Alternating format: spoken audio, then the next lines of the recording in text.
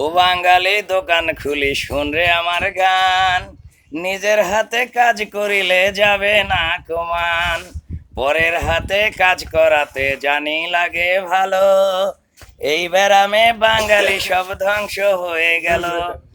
বাংলাদেশের বাঙালি কর্মদোষে কাঙালি, বাংলাদেশের রাজনীতি বিশ্বজোড়া দুর্নীতি।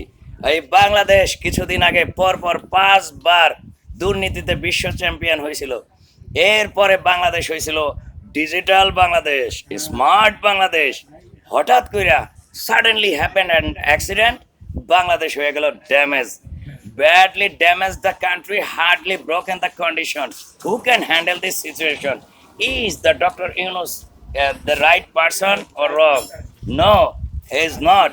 He is not a correct person.